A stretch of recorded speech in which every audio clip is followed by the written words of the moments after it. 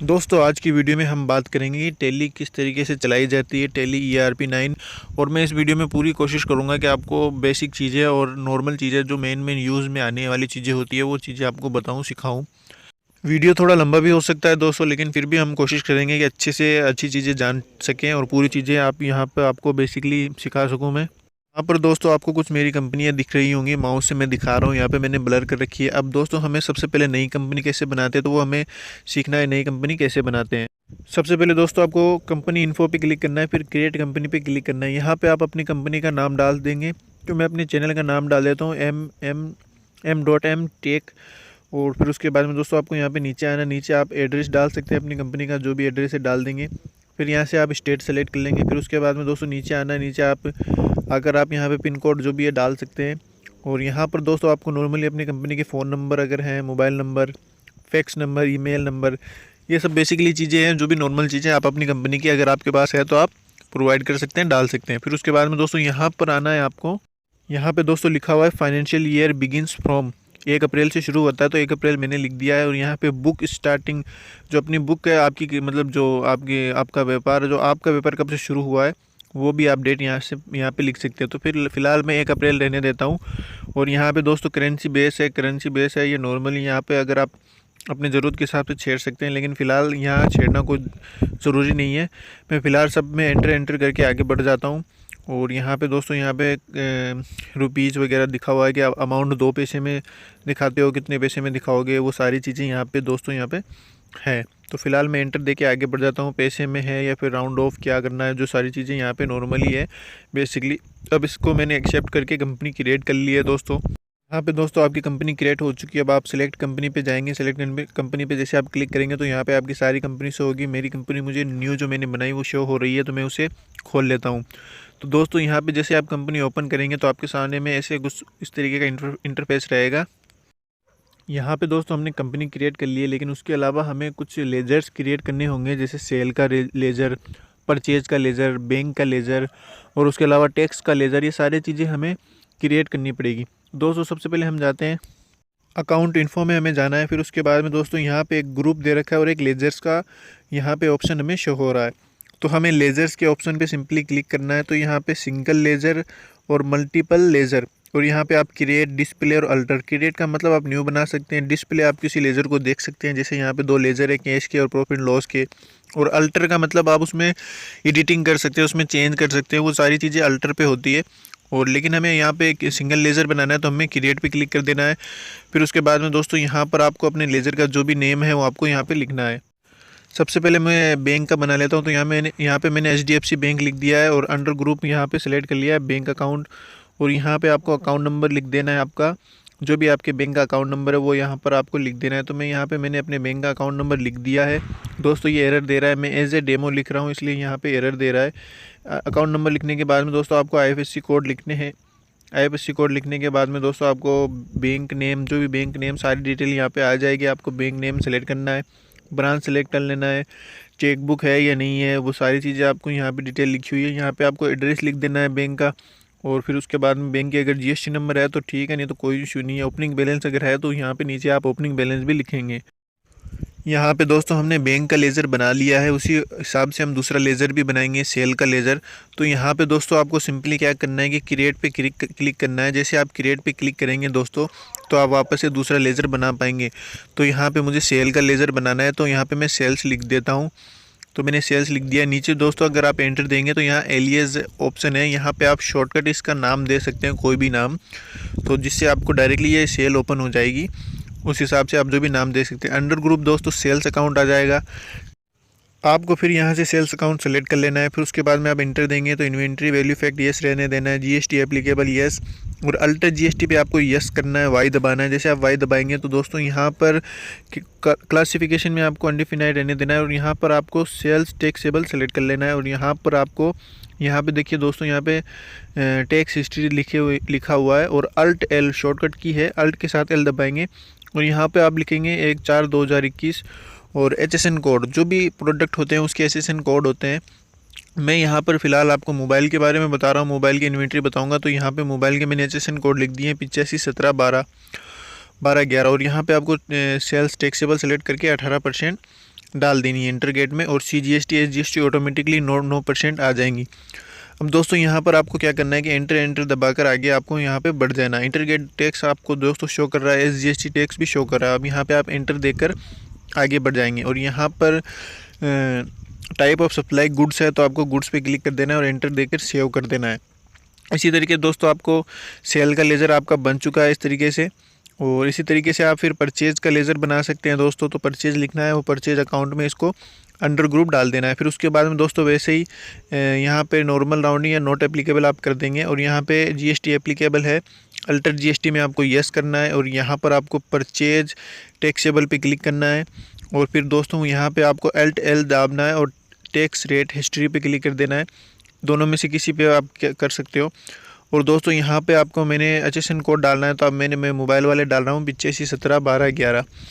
और दोस्तों फिर उसके बाद में आपको यस कर देना है, और परचेज़ यहाँ पर टैक्सेबल डाल देंगे। डालने के बाद में दोस्तों फिर यहाँ पे आपको 18% डाल देना है। फिलहाल मैं आपको 18% की दिखा रहा हूँ, आप चाहे तो अलग अलग लेज़र बना सकते हैं, 18, 12, 5 के जो भी आपकी है। तो यहाँ पे आपको गुड सेलेक्ट कर लेना है, फिर ओके कर देना है, और ये आपका लेज़र सेव हो चुका है।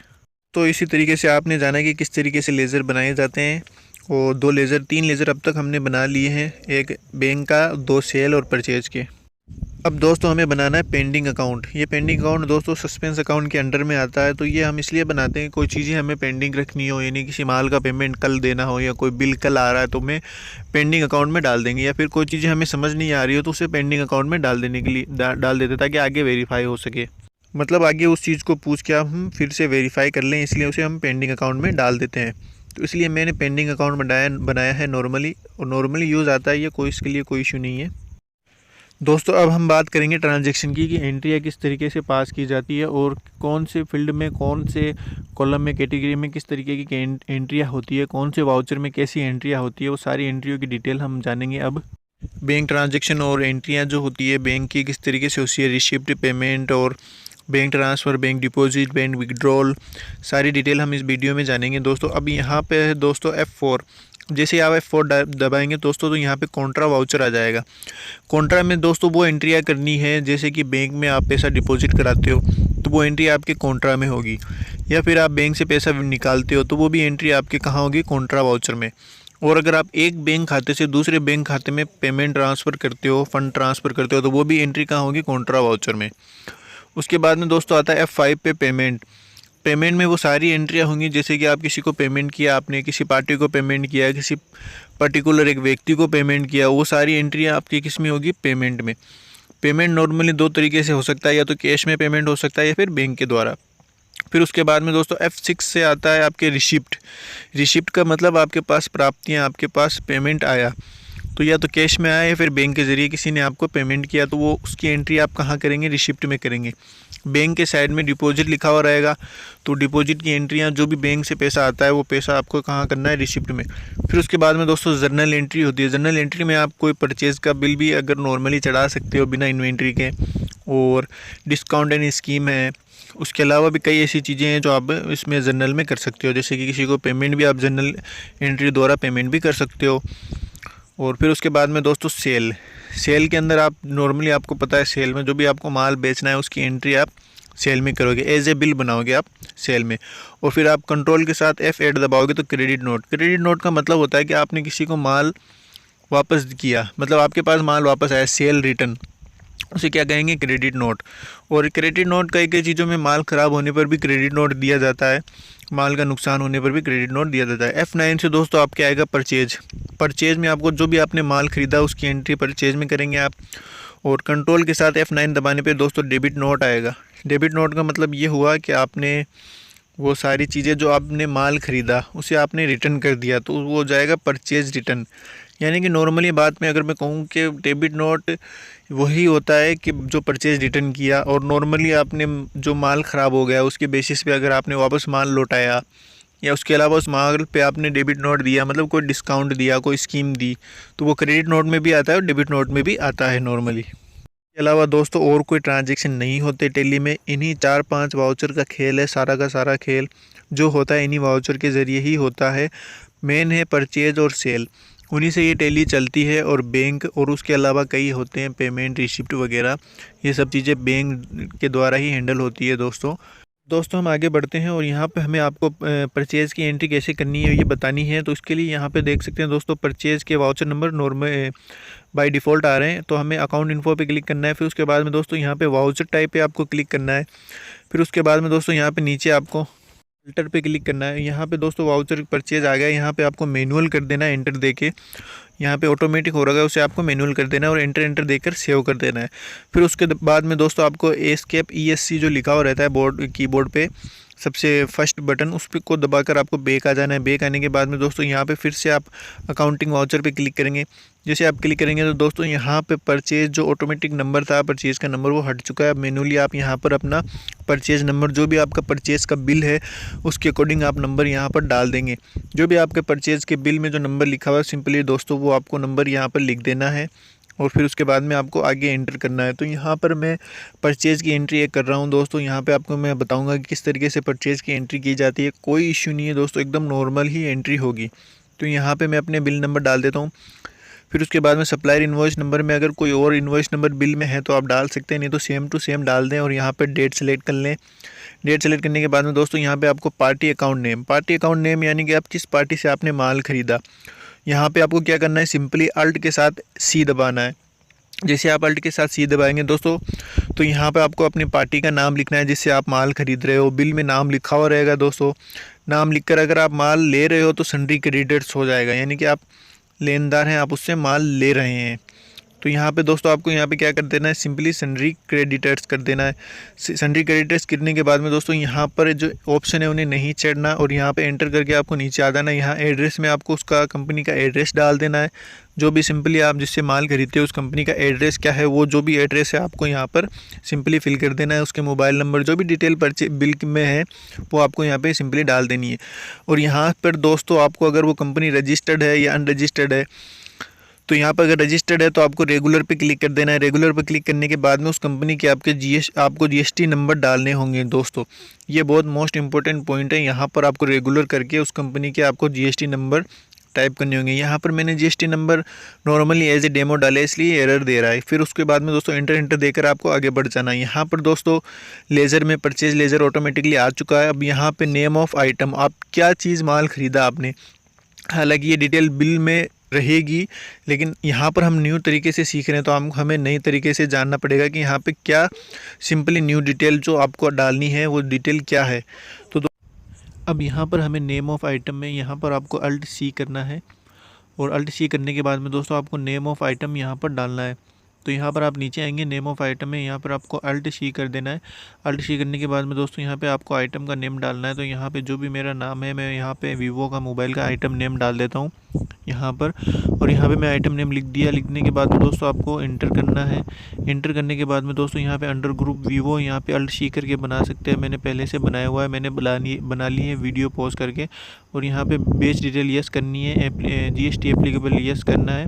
और यहाँ पे आपको फिर से अल्ट के साथ L दबाना है और यहाँ पे 1/4/2021 लेकर फिर आपको यहाँ पे HSN कोड डालना है 85171211 और उसके बाद में यहाँ पर एंटर देके 18% लिख देंगे। ये आइटम 18% में मोबाइल का आइटम।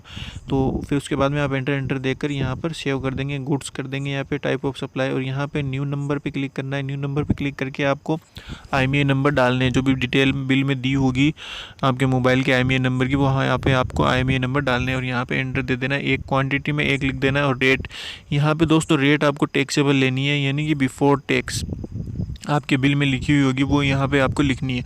उसके लिए आप कैलकुलेटर निकालने के लिए कंट्रोल के साथ N दबा सकते हैं, नहीं तो आप अपने कंप्यूटर का PC का कैलकुलेटर यूज़ कर सकते हैं। मैं फ़िलहाल कंप्यूटर PC का यूज़ कर रहा हूँ ताकि आपको बेहतर दिखे। दोस्तों मान लीजिए कि ये मोबाइल आपका 12,000 रुपये का है तो आपको 18% GST इसमें से निकालनी है। तो डिवाइड 118 मल्टीपल 100 करेंगे तो यहाँ पर आपकी टैक्सेबल वैल्यू आ जाएगी। तो यहाँ पर दोस्तों आपके यहाँ पर टैक्सेबल वैल्यू आ चुकी है। वैसे बिल में लिखी रहेगी लेकिन मैंने एज ए डेमो आपको यहाँ पे दिखाया है। वो फिर उसके बाद में आप एंड ऑफ लिस्ट करके नेक्स्ट कर देंगे। फिर उसके बाद में यहाँ पर आपको दोस्तों 2 बार एंटर देना है और यहाँ पर आपको टैक्स लगाना है। तो दोस्तों यहाँ पे आप टैक्स क्रिएट करेंगे। मैं CGST SGST क्रिएट कर लेता हूँ दोस्तों यहाँ पर। तो यहाँ पर जल्दी से मैं नीचे आ जाता हूँ। यहाँ पर आपको अल्ट C दबाना है जैसे आप अल्ट सी दबाएंगे तो दोस्तों यहाँ पे आप नॉर्मली एक लेज़र क्रिएट करने वाले हो जाएंगे। यहाँ पर दोस्तों आपको लिखना है IGST टैक्स। यहाँ पे आपको IGST टैक्स लिख देना है। फिर उसके बाद में जो भी कितने परसेंट है, मेरे यहाँ 18% है तो मैं 18% लिख देता हूँ। फिर उसके बाद में दोस्तों आपको इंटर कर देना है। इंटर करने के बाद में यहाँ पे अंडर ग्रुप के अंदर आ जाना है। अंडर ग्रुप इसका हो जाएगा ड्यूटीज़ एंड टैक्सेस और GST हो जाएगा। और यहाँ पे इंटीग्रेटेड टैक्स है। और अगर इसी तरीके से आप CGST भी बना सकते हैं, SGST भी बना सकते हैं, उसमें सेंट्रल टैक्स और स्टेट टैक्स आ जाएगा। फिर उसके बाद में आप यहाँ पे नॉर्मल राउंडिंग करके यहाँ पर 18% डाल के इंटर दे देंगे। जैसे आप इंटर देंगे दोस्तों, यहाँ पर आपको क्या करना है कि ऑटोमेटिकली इंटर देंगे बैक स्पेस दबा के, तो आपको यहाँ पे IGST टैक्स कैलकुलेट कर लेगा। फिर आपको इंटर देकर बिल सेव कर लेना है। तो इसी तरीके से दोस्तों आप यहाँ पे परचेज़ का बिल सेव कर सकते हैं, परचेज़ का बिल ऐड कर सकते हैं। यहाँ पे वेरीफाई करने के लिए बोल रहा है तो अल्ट के साथ ए दबा देंगे तो यहाँ पे वेरीफाई हो जाएगा। यहाँ वेरीफाई इसलिए होता है कि नॉर्मली 1-2 पैसे का फ़र्क आता है तो उसमें ये वेरीफाई मांगने लग जाता है, कभी कभी ऐसा होता है। तो आपको अल्ट ए दबा कर वेरीफाई कर लेना है। तो दोस्तों इसी तरीके से हमने इसमें जाना कि कैसे हम परचेज़ का बिल ऐड कर सकते हैं, परचेज़ का बिल की एंट्री किस तरीके से करेंगे, वो सारी डिटेल हमने इसमें जानी। फिर से आपको बैक आ जाना है। बैक आने के बाद में दोस्तों यहाँ पर आपको डिस्प्ले में जाना है, अकाउंट में जाना है और परचेज़ लेजर में जाना है, परचेज़ रजिस्टर में। यहाँ पर आप देख सकते हैं कि आपके परचेज़ के बिल जो हमने जो चढ़ाए थे वो 2 हैं बिल यहाँ पे चढ़े हुए हैं। और फिर उसके बाद में दोस्तों यहाँ पर बैलेंस शीट में आके भी आप देख सकते हैं। यहाँ पर आपको क्या करना है, यहाँ पे सिंपली आपको परचेज अकाउंट में क्लिक करके देख सकते हैं आप। और यहाँ पे क्लोजिंग और सेल्स अकाउंट है नहीं, क्लोजिंग बैलेंस यहाँ पे शो कर रहा है कि हमने ये कंपनी के माल यहाँ पे हमने ख़रीद रखे हैं। क्लोजिंग बैलेंस यहाँ पे मतलब हमारे पास ये स्टॉक पड़ा हुआ है। और फिर उसके बाद में दोस्तों यहाँ पे बैक चले जाना है क्लोजिंग स्टॉक्स में से। और यहाँ पर दोस्तों फिर से हम सेल की एंट्री करके देखते हैं। F8 दबाएंगे तो F8 से सेल की एंट्री आएगी दोस्तों। तो यहाँ पे सेल का वाउचर वही ऑटोमेटिक हो रखा है, तो हमको फिर से जाकर इसको यहाँ पे नॉर्मल मैनुअली करना है, क्योंकि हम अपनी सेल की जो सेल के नंबर होते हैं, बिल नंबर, सीरियल नंबर, तो आपको अकाउंट इन्फो में जाना है, लेजर में जाना है और वाउचर टाइप में जाना है। फिर नीचे अल्टर पे क्लिक कर देना है और यहाँ पे सेल पे क्लिक करके यहाँ पर आके आपको मैनुअली करना है। वाउचर टाइप में, इनवॉइस टाइप में मैनुअली करना है आपको। मैनुअली करने के बाद में दोस्तों यहाँ पर कुछ डिटेल अगर आप चाहते हैं कि यहाँ पे HDFC बैंक आपके प्रिंट दिखे आपके सेल के बिल में, तो आप यहाँ पे यस कर सकते हैं। और फिर उसके बाद में आप एंटर देकर सेव कर सकते हैं। सेव करने के बाद में दोस्तों आपको फिर से बैक चले जाना है। बैक जाकर आपको फिर से अकाउंटिंग वाउचर में आना है, ट्रांजैक्शन के अंदर, और अकाउंटिंग वाउचर पे क्लिक कर देना है। जैसे आप क्लिक करेंगे तो यहाँ पर दोस्तों आप अपना सेल के जो बिल नंबर है वो आप मैनुअली फीड कर सकते हो। तो यहाँ पे मैं अपना एक नॉर्मली GST 0001 एक बिल नंबर बना लेता हूँ। यहाँ पे डेट वही है रहेगी मेरी, और कैश में मुझे बिल काटना है तो यहाँ पे आप कैश पे क्लिक कर देंगे, या फिर यहाँ पर आपको कैश लिख देना है। और यहाँ पे आपको दोस्तों पार्टी नेम सारे आ चुके हैं, तो यहाँ पे मैं कैश में बिल काट रहा हूँ तो आपको कैश में लिख देना है। और फिर उसके बाद में एंटर देना है। यहाँ पे मोड ऑफ पेमेंट में आपको कैश लिख देना है और यहाँ पे बायर्स का नाम लिख देना है, जिसके नाम से बिल बना रहे हैं आप कैश में, जो भी आपका कस्टमर है उसके नाम लिख देना है। नीचे आपको उसका एड्रेस लिख देना है, जो भी आपका एड्रेस है उसके नीचे आपको उसके मोबाइल नंबर लिख देने हैं, नॉर्मली सिंपली जो भी उसके मोबाइल नंबर है लिखकर आपको एंटर देकर सेव कर देना है। और यहाँ पे नीचे स्टेट सेलेक्ट कर लेना है, जो भी उसका स्टेट है। तो यहाँ पे नीचे आ रहा हूँ, नीचे आकर मैंने उसका स्टेट सेलेक्ट कर लिया। स्टेट सेलेक्ट करने के बाद में दोस्तों आपको यहाँ पे एंटर दे देना है। एंटर देने के बाद में नेम ऑफ आइटम, जो हमने लेज़र क्रिएट किया था सैमसंग का, वीवो का, वो लेज़र यहाँ पे क्रिएट किया हुआ है। यहाँ पे वो आइटम आ चुका है, आपको एंटर देना है सिंपली। और उसकी बेस डिटेल, IMEI नंबर की डिटेल यहाँ पे शो होगी। देखिए दोस्तों एक एक पीस बता रहा है, यानी कि हमारे स्टॉक में अवेलेबल है। जो भी आपको पीस बेचना है सीरियल नंबर या IMEI नंबर वाइज आपको यहाँ पे सिलेक्ट करना है और एंटर देना है। एंटर देने के बाद में दोस्तों यहाँ पर एक चीज़ है कि यहाँ पर हमें टैक्स रेट लिखनी है, वो भी पूरी की पूरी इंक्लूड ऑफ टैक्स लिखनी है हमें रेट। तो यहाँ पे एक कॉलम है कि यहाँ पे हम इंक्लूसिव ऑफ टैक्स लिख रहे हैं, तो यहाँ पे ये टैक्सेबल अमाउंट नहीं ले रहा है, तो उसके लिए हमें यहाँ पे ये डिटेल सही करनी पड़ेगी। तो इसके लिए यहाँ पर आपको सिंपली यहाँ पे टैली को रिफ़्रेश करना है, बैक बटन दाबना है, बैक स्पेस बटन दबाकर फिर से एंटर देना है। तो यहाँ पे ये कभी कभी टैली थोड़ी सी ये हैंग हो जाती है, अटक जाती है। तो यहाँ पे मेरे आ चुकी है tax include of taxable rate. और फिर यहाँ पे मैं जो भी अमाउंट है वो डालता हूँ, तो यहाँ पे टैक्सेबल रेट भी आ जाएगी और सारी चीज़ें आ जाएगी। फिर उसके बाद में मुझे टैक्स लगाना है CGST SGST मैंने आपको बताया था। यहाँ पे अल्ट शी दबाकर आप बना लेंगे और ड्यूटीज़ एंड टैक्सेस में डाल देंगे और यहाँ पे जो भी इसके परसेंटेज है 18% में है तो 9% डाल के कर देंगे। फिर उसके बाद में दोस्तों राउंड ऑफ का भी आप उसी तरीके से बना लेंगे इनडायरेक्ट इनकम में डालकर और नॉर्मल राउंडिंग पे क्लिक करके। यहाँ पे मैंने ये लेज़र क्रिएट कर लिया। यहाँ पे ये इंटर देकर CGST SGST टैक्स लगाकर ये बिल क्रिएट कर लिया है दोस्तों। यहाँ पे बिल आपको शो हो रहा है देखिए, और यहाँ पे आप Alt P दबाएंगे तो यहाँ पर से आपका बिल प्रिंट हो जाएगा। मैं जूम करके दिखा देता हूँ, कुछ इस तरीके का इंटरफेस बनेगा, इस तरीके का बिल आपका बनेगा दोस्तों। यहाँ पे ये सारी चीज़ें आपको देखने को मिल रही है कि किस तरीके से आप सेल का बिल बनाएंगे। यहाँ पे सारी डिटेल आ चुकी है, अगले की मेरी डिटेल, मेरी कंपनी की डिटेल, अगले की डिटेल, यहाँ पे नीचे बैंक अकाउंट नंबर, कितना टैक्स लगा, सारी चीज़ें यहाँ पे शो हो रही है। IMEI number, batch number, serial number, जो भी आप डालना चाहते हो अपने प्रोडक्ट के, वो सारी डिटेल यहाँ पे शो हो रही है दोस्तों। अब सिंपली दोस्तों आपको बैक चले जाना है। बैक जाकर आप यहाँ पे बैलेंस शीट में जाएंगे। बैलेंस शीट में जाने के बाद में दोस्तों सेल्स अकाउंट में देखेंगे कि यहाँ पे सेल्स अकाउंट में एक बिल आ चुका है। यहाँ पे एक बिल की सेलिंग हो चुकी है। यहाँ पर ये सेल में दिखा रहा है कि यहाँ पे एक बिल आपके सेव हो चुका है, इतने अमाउंट का है, जो भी अमाउंट आपका यहाँ पे शो हो रहा है। और यहाँ पर दोस्तों फिर उसके बाद में आप नीचे आएंगे क्लोजिंग स्टॉक में, तो क्लोजिंग स्टॉक में भी एक आइटम कम हुआ, एक रेट कम हुई है, यानी कि हमारे पास क्लोजिंग स्टॉक जो अवेलेबल स्टॉक है वो इतना है। यहाँ पे आपको सारी चीज़ें शो होंगी, सारी चीज़ें आपको यहाँ पे बताई जाएंगी।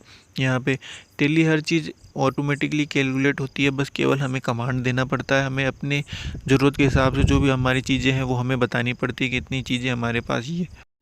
वास्तव में दोस्तों टेली हमारे ऊपर ही काम करती है। हम जिस तरीके का कमांड देते हैं, जो चीज़ें डेटा है उसमें फीडिंग करते हैं, बिल्कुल वैसे ही डेटा वो आपको शो करेगी।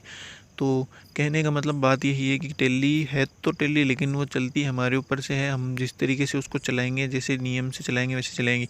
यहाँ पर दोस्तों आप F7 दबाएंगे तो यहाँ पे शो प्रॉफिट शो होगा आपको। आप देख सकते हैं कि किस तरीके का प्रॉफिट आपको हुआ है सेल अकाउंट में। अगर आप जाएंगे तो आप नॉर्मली देख सकते हैं। उसके अलावा आप परचेज़ में भी देख सकते हैं कि परचेज़ कितने रुपए की आई और हमने कितने रुपए की बेची सेल की, तो नॉर्मली उसके बीच का जो डिफरेंट हो जाएगा वो प्रॉफिट हो जाएगा। तो यहाँ पे दोस्तों यहाँ पे आप देख सकते हैं कि प्रॉफिट यहाँ पे शो कर रहा है। शो प्रॉफिट पे जैसे हमने क्लिक किया तो यहाँ पर प्रॉफिट शो हो रहा है। अब दोस्तों सिंपली आपको बैक आना है। बैक आने के बाद में दोस्तों IMEI नंबर से कैसे डिटेल चेक करेंगे, तो उसके लिए क्या है कि आप डिस्प्ले में आएंगे और इन्वेंट्री बुक्स में आएंगे। फिर उसके बाद में आपको बैच पे क्लिक करना है। यहाँ पर आपको अपने मॉडल के अकॉर्डिंग सारे IMEI नंबर शो हो रहे हैं दोस्तों। यहाँ पर आप किसी भी IMEI नंबर पे क्लिक करके देख सकते हैं कौन प्रोडक्ट कब आया और उसकी सेलिंग कब हुई है, वो सारी डिटेल आपको यहाँ पर मिल जाएगी। तो आप सिंपली दोस्तों आपको यहाँ पर डिस्प्ले और इन्वेंट्री बुक्स, फिर उसके बाद में बेच डिटेल पे जैसे आप क्लिक करेंगे तो आपको यहाँ पे सारे सीरियल नंबर दिख जाएंगे और सीरियल नंबर के अकॉर्डिंग आप देख सकते हैं कि कब इसका कब मतलब इसमें ये सेल आइटम सेल हुआ, कब परचेज हुई, इसकी सारी डिटेल आप यहाँ पे नीचे शो कर सकती है। आपको यहाँ पे शो हो रही है दोस्तों कि इतने तारीख को ये परचेज हुई और इतनी तारीख को ये सेल हो गई, और उसके बीच का डिफरेंट अमाउंट भी आप यहाँ पे दोस्तों चेक कर सकते हैं, यहाँ पे कैलकुलेट कर सकते हैं। यहाँ पे दोस्तों सारी चीज़ें आपको यहाँ पे नीचे की ओर शो हो रही है। यहाँ पे आप देख सकते हैं दोस्तों, और दोनों के बीच का अगर डिफरेंट अमाउंट निकाला जाए तो आप देख सकते हैं कि कितने का आपको प्रॉफिट हुआ, 847 रुपये का। यहाँ पे ये आइटम ये चीज़ें माइनस में आ रही हैं क्योंकि मैंने इसको उल्टा कैलकुलेट कर लिया, तो इसलिए माइनस में आ रही है दोस्तों। यहाँ पे आप शो प्रॉफिट करके भी आप देख सकते हैं कि कितने का प्रॉफिट आया, और आप अगर अपनी कैलकुलेट करेंगे तो उसमें भी आपको प्रॉफिट लगभग सेम ही आएगा, क्योंकि कैलकुलेशन तो एक ही होती है। उसी बेसिस पे आपको यहाँ पे लगभग सेम ही शो करेगा। अब दोस्तों सेल वाउचर में चलते हैं। सेल वाउचर में आने के बाद में यहाँ पे आपको बिल नंबर डालना है, F2 से डेट चेंज करनी है। फिर उसके बाद में दोस्तों यहाँ पर हम पार्टी का नेम, पार्टी का बिल बनाते हैं कि किसी पार्टी के नाम से कैसे बिल बनाए, तो आपको यहाँ पे Alt C करना है। Alt C करने के बाद में दोस्तों पार्टी अकाउंट नेम में जाने के बाद में Alt C करना है। यहाँ पर आपको उस पार्टी का नाम डालना है जिसके नाम से आप बिल बना रहे हैं। पहले तो हमने कैश में बनाया था, अब हम पार्टी अकाउंट के नाम से बनाएंगे। फिर उसके बाद में दोस्तों यहाँ पे हम देनदार हैं, उसे माल दे रहे हैं तो सन्ड्री डेटर्स कर देंगे देनदार, और यहाँ पे आपको उसका एड्रेस लिख देना है, एड्रेस मोबाइल नंबर वगैरह जो भी आप उसको यहाँ पे लिख देना है। और यहाँ पे रेगुलर करेंगे। रेगुलर करने के बाद में दोस्तों यहाँ पर आपको उसको GST नंबर डालने हैं, उस पार्टी के जो भी GST नंबर है वो यहाँ पे आपको फिल करने हैं। GST नंबर डालने के बाद में दोस्तों यहाँ पे पेमेंट मोड में आप क्रेडिट कर देंगे, क्योंकि आप उसे उधार माल दे रहे हो, वो बाद में पैसे देगा। और फिर यहाँ पे एंटर धर के सेव कर देना है, सेल पे क्लिक कर देना है। और यहाँ पर आपको दोस्तों सिंपली आपको यहाँ पे आइटम सेलेक्ट कर लेना है। आइटम अवेलेबल आइटम यहाँ पे आपको शो होंगे, 1 नंबर दबाना है और आपको टैक्सेबल अमाउंट टैक्सेबल नहीं, पूरी आफ्टर टैक्स वाली अमाउंट यहाँ पे आपको लिख देनी है। फिर उसके बाद में यहाँ से आपको CGST SGST लगा देना है, टैक्स लगाने के बाद में राउंड ऑफ कर देना है। राउंड ऑफ करने के बाद में आपको बिल सेव कर देना है। एंटर दबाकर आप बिल सेव कर देंगे। यहाँ पे बिल सेव हो चुका है। यहाँ पे प्रिंट प्रीव्यू दिखा रहा है, आप देख सकते हैं दोस्तों कि किस तरीके का बिल बना है। क्रेडिट बिल बना है ये, यहाँ पे ऊपर की ओर क्रेडिट लिखा हुआ है। और दूसरी बात यह है कि ये पार्टी अकाउंट के नाम से बना है, किसी पार्टी के नाम से, पर्टिकुलर पार्टी जिसे आप माल देते हो। पहले हमने इसे पहले बिल बनाया था वो कंज्यूमर के नाम से बनाया था, एकदम कैश में बनाया था बिल। तो कैश में बिल नॉर्मली कितने का ही आप बना के दे सकते हो, 10,000 के ऊपर नीचे जो भी हो आपके बेसिस लिमिट, जो भी आपकी लिमिट है उस हिसाब से आप बनाकर दे सकते हो। फ़िलहाल इस केस में मैंने पार्टी अकाउंट के नाम से बनाया, तो अब इसमें हमें जाना कि कैसे मतलब पार्टी अकाउंट के नाम से आप बिल बना सकते हैं दोस्तों। अब नेक्स्ट स्टेप की तरफ चलते हैं दोस्तों। इसमें हम एक और बिल बनाएंगे कैश में, लेकिन ये बंदा जो जिसे हम कैश में बिल दे रहे हैं, ये कस्टमर हमारे सेम स्टेट का नहीं है, ये आउट ऑफ स्टेट का है। तो वो आप कैसे बिल बनाएंगे आउट ऑफ स्टेट वाले में? तो दोस्तों यहाँ पर क्या करना है कि कैश लिख देना है मोड ऑफ पेमेंट में, और यहाँ पर उस कस्टमर का आपको नाम लिख देना है। जो भी कस्टमर का नाम है वो आपको यहाँ पे सिंपली लिख देना है। कस्टमर का नाम लिखने के बाद में दोस्तों इंटर देना है, उसका एड्रेस लिख देना है, जो भी उसका एड्रेस है। यहाँ पे मैं उसका एड्रेस दिल्ली डाल देता हूँ। फिर नीचे आना है, नीचे आने के बाद में दोस्तों उसके मोबाइल नंबर वगैरह लिख देना है। उसकी ईमेल आईडी है तो नीचे आप सिंपली लिख सकते हैं। यहाँ पे स्टेट में आपको दिल्ली सेलेक्ट कर लेना है, उसका स्टेट दिल्ली है तो दिल्ली आपको सेलेक्ट कर लेना है। और यहाँ पे सिंपली कंज्यूमर आपको सेलेक्ट कर लेना है, और यहाँ पे आप सेल सेलेक्ट कर लेंगे। और यहाँ पे नेम ऑफ आइटम में जो भी आपका आइटम उसको सेल कर रहे हो उस आइटम का नाम आपको यहाँ पे सिंपली ऐड कर देना है। और यहाँ पे आइटम चूज़ कर लेना है, कौन सा आइटम है, सीरियल नंबर वाइज, बेच नंबर वाइज जो भी है यहाँ पे आपको सेलेक्ट कर लेना है और एंटर दे देना है। एक क्वांटिटी है, फिर उसके बाद में आपको इंक्लूड ऑफ टैक्स डेट डाल देनी है, और यहाँ पे एंटर देके फिर एंटर देके यहाँ पर आपको दोस्तों IGST लिखनी है। IGST लिखने के बाद में आप बैक स्पेस देके फिर एंटर करेंगे तो नॉर्मली आपकी GST कैलकुलेट हो जाएगी। फिर उसके बाद में आपको दोस्तों इंटर देना है। इंटर देने के बाद में यहाँ पर आप अगर राउंड ऑफ डाल सकते हैं, नहीं तो Alt A डालेंगे, इससे टैक्स वेरीफाई होगा। वेरीफाई करने के लिए बोल रहा है। तो दोस्तों इस तरीके से आपका बिल बन चुका है IGST का, यानी कि इंटीग्रेटेड टैक्स का आउट ऑफ स्टेट का। यानी कि आप है तो राजस्थान में लेकिन आप दिल्ली का कैसे बिल बनाएंगे, तो वो टैक्स इस तरीके से, किस तरीके से आपका टैक्स लगेगा इंटीग्रेटेड टैक्स, तो इस तरीके से आपका बिल बनेगा। तो दोस्तों सिंपली इसमें हमने इस स्टेप में जाना है कि सेम स्टेट में कैसे बिल बनाते हैं और आउट ऑफ स्टेट में बिल कैसे बनाते हैं। अब दोस्तों कंट्रोल के साथ आप F8 दबाएंगे या तो क्रेडिट नोट आ जाएगा। अब आपको क्रेडिट नोट की एंट्री किस तरीके से होती है वो आपको यहाँ पे हम सीखेंगे कि किस तरीके से क्रेडिट नोट की एंट्री कर सकते हैं। तो दोस्तों यहाँ पे सिंपली हमें क्रेडिट नोट की एंट्री वो करनी है कि हमें माल वापस रिटर्न करना है, सेल वाला माल। तो हम सिंपली सेल अकाउंट में चले जाएंगे। सेल अकाउंट और क्लोजिंग स्टॉक में देख लेंगे कौन कौन से माल हमारे पास स्टॉक में है। तो दोस्तों आपको यहाँ पे क्या करना है, सिंपली इनवॉइस नंबर डालने, जो भी आपका बिल नंबर है वो आपको यहाँ पे इनवॉइस नंबर डाल दे जिसके अगेंस्ट आप सेल रिटर्न कर रहे हो या किसी माल का रिटर्न कर रहे हो, उसकी डेट डालनी है। फिर उसके बाद में दोस्तों वो कैश में था या फिर कैसे था, जो भी उसका पेमेंट मोड था उस वो आप सेलेक्ट कर लेंगे। पार्टी अकाउंट के नेम से था, किसके नाम से था, जो भी था आप यहाँ पे सेलेक्ट कर लेंगे। सेलेक्ट करने के बाद में दोस्तों यहाँ पर आपको क्या करना है, कस्टमर की डिटेल डालनी है। डिटेल डालने के बाद में दोस्तों यहाँ पे सिंपली आपको एंटर दे देना है। यहाँ पे कैश अकाउंट में आपको कस्टमर की डिटेल डालकर एंटर देकर सेव कर देना है। जो भी आपकी कस्टमर की डिटेल है वो आपको डालकर सेव कर देनी है। फिर उसके बाद में दोस्तों यहाँ पे नीचे कंज्यूमर सेलेक्ट कर लेना है, और यहाँ पे सेल पे अगर यहाँ पे नया लेजर बनाना चाहे सेल रिटर्न का तो आप बना सकते हैं, नहीं तो फिलहाल इसमें ही डेबिट और क्रेडिट आपके सेल अकाउंट में शो हो जाएगा कि इतनी सेल क्रेडिट हुई, इतनी डेबिट हुई, मंथली वाइज समरी शो कर देगा। अब यहाँ पर दोस्तों आपके जो भी आपको रिटर्न करना है वो यहाँ पे शो हो रहा है कि यहाँ पे ये 0 हो रखा है, यहाँ पे ये अवेलेबल है। उस पर क्लिक करके आपको इंटर देंगे तो आप लास्ट डेट आ जाएगी, लास्ट रेट आ जाएगी इसकी, जो भी रेट है तो आपको इंटर देके सेव कर देना है और यहाँ पे टैक्स लगा देना है। टैक्स लगाने के बाद में दोस्तों यहाँ पे आपको शो कर देना है, और यहाँ पे यस करने के बाद में आप यहाँ से सेलेक्ट कर सकते हैं रीजन। यहाँ पे रीजन में सेल्स रिटर्न सेलेक्ट कर लेता हूँ, और जो भी हो आप डॉक्यूमेंट नंबर वगैरह ना यहाँ पे डाल सकते हैं, और यहाँ पे इंटर देकर सेव कर देंगे। यहाँ पे दोस्तों मैंने सेव कर दिया है, यहाँ पे ये सेव हो चुकी है। तो इस तरीके से आप सेल रिटर्न का या क्रेडिट नोट का एंट्री पास कर सकते हैं। अब यहाँ पर दोस्तों आप आके यहाँ पे क्लोजिंग स्टॉक में आके देखेंगे तो एक स्टॉक आपके वापस आ चुका है। जो भी आपने सेल किया था उसे आपने सेल रिटर्न में ले लिया, तो यहाँ पर वापस आपके अवेलेबल स्टॉक में शो कर रहा है। और यहाँ से दोस्तों आप सिंपली शो कर रहा है, यहाँ पे देख सकते हैं कि इतने तारीख को ये सेल हुआ, ये आइटम सेल हुआ, परचेज हुआ, और यहाँ पे इसको हमने वापस क्रेडिट नोट करके यानी कि सेल रिटर्न करके ले लिया है, वापस स्टॉक में आ चुका है ये माल। यानी आपने कोई माल बेचा, कस्टमर ने आपको वो माल वापस भेज दिया, वापस दे दिया, यानी सेल रिटर्न कर दिया। जो आपने सेल की उससे वापस आपने रिटर्न ले लिया, यानी वापस अपने स्टॉक में ले लिया, अपने पास में ले लिया। तो ये डिटेल यहाँ पे क्रेडिट नोट की तरह होगी और क्रेडिट नोट के ज़रिए ही आप इसे रिटर्न लेंगे।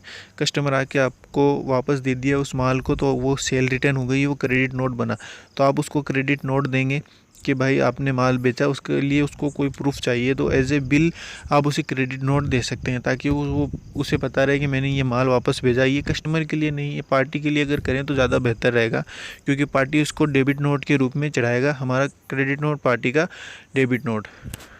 दोस्तों, अगर आपको परचेज़ और सेल रजिस्टर देखना हो तो कैसे देखेंगे, तो आप सिंपली डिस्प्ले अकाउंट बुक्स और परचेज़ रजिस्टर पे क्लिक करके यहाँ पर आप आके देख सकते हैं कितनी परचेज़ आपकी टोटल मंथली हुई, ईयरली हुई, या जो भी महीने वाइज आप देख सकते हैं।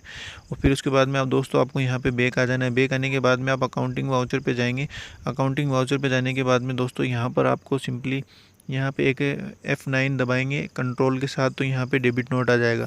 डेबिट नोट का मतलब ये हुआ दोस्तों कि आपको परचेज़ रिटर्न करनी है। अभी हमने परचेज़ रजिस्टर में जाके देखा था, हमारे पास 2 बिल आए हुए थे, तो उनमें से किसी एक बिल को हमें रिटर्न करना है, किसी एक माल को रिटर्न करना है। तो यहाँ पे आप इनवॉइस नंबर डाल देंगे, इनवॉइस नंबर और इनवॉइस की डेट, यहाँ पे पार्टी अकाउंट सेलेक्ट कर लेंगे, और यहाँ पर जो भी स्टॉक आपको रिटर्न करना है, जो भी माल से रिटर्न करना है, उसकी डिटेल यहाँ पे आ जाएगी।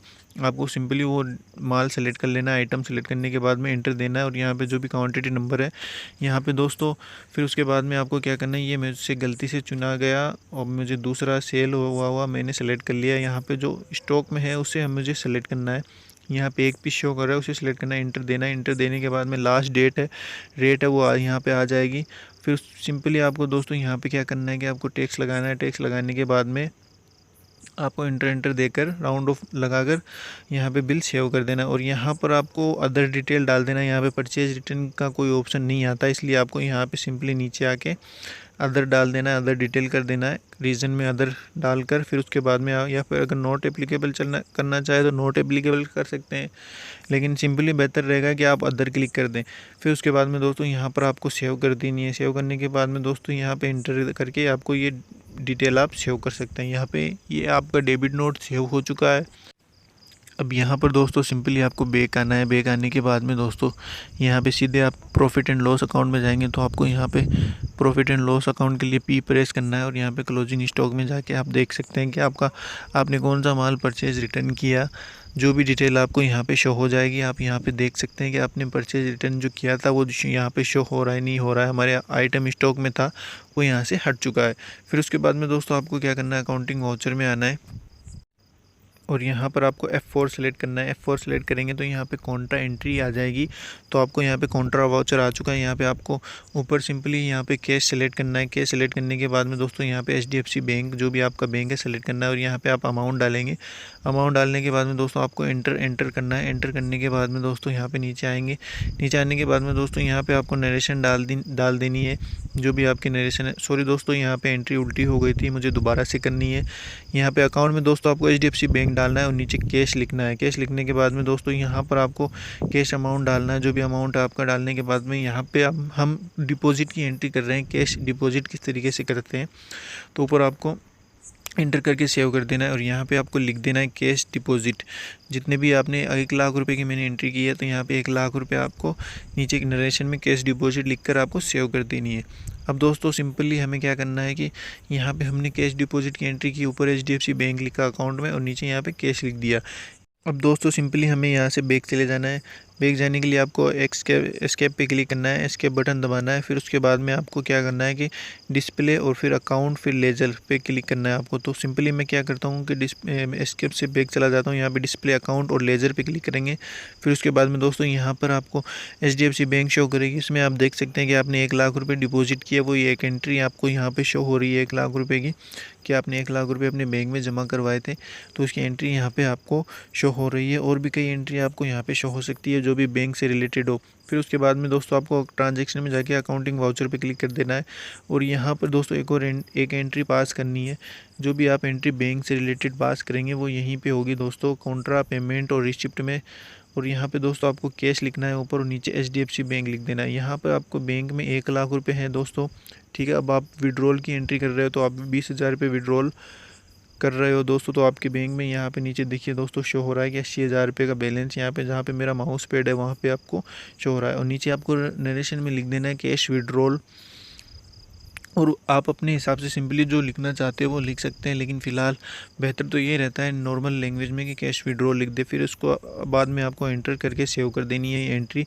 तो दोस्तों हमने जाना कि कैश डिपॉजिट की एंट्री किस तरीके से करते हैं और कैश विड्रॉल की एंट्री कॉन्ट्रा में किस तरीके से करते हैं। अब दोस्तों यहाँ पर एक एंट्री और हमें पास करनी है, एक एंट्री और हमें सीखनी है। वो एंट्री ये है कि हम एक अकाउंट से दूसरे अकाउंट में अगर बैलेंस ट्रांसफ़र करेंगे तो किस तरीके से करेंगे। तो ये एंट्री किस तरीके की होगी दोस्तों, इस एंट्री को जानने के लिए हमें क्या करना पड़ेगा कि हम फिर से एक लेज़र क्रिएट करेंगे। लेज़र क्रिएट करने के लिए दोस्तों हमें दूसरी बैंक अकाउंट का लेज़र क्रिएट करना पड़ेगा।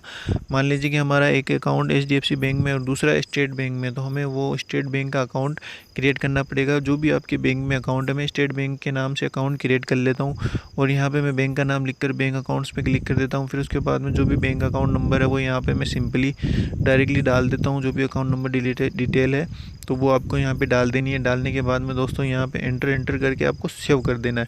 तो यहाँ पे मुझे पहले डिटेल डालनी पड़ेगी, जो भी डिटेल है मेरी स्टेट बैंक अकाउंट की, तो वो डिटेल में डाल देता हूँ। यहाँ पे हम क्या करने जा रहे हैं कि एक अकाउंट से दूसरे अकाउंट में बैलेंस किस तरीके से ट्रांसफ़र करने की एंट्री किस तरीके से की जाएगी कॉन्ट्रा वाउचर में, तो वो सारी चीज़ें हमें यहाँ पे करनी है। तो यहाँ पे मैंने एक दूसरा बैंक अकाउंट क्रिएट कर लिया है, बैंक अकाउंट का लेज़र। अब यहाँ पे मैं जा रहा हूँ ऊपर अकाउंट में दोस्तों। यहाँ पे आपको क्या करना है कि अपने बैंक का नाम लिखना है। अब यहाँ पे कौन से बैंक का नाम लिखना है वो जानने के लिए दोस्तों यहाँ पे आपको स्टेट बैंक का नाम लिखना है। नीचे दोस्तों आप HDFC बैंक सेलेक्ट कर लेंगे। इससे दोस्तों ये होगा कि आप HDFC बैंक के पैसे स्टेट बैंक में आप ट्रांसफ़र कर रहे हैं।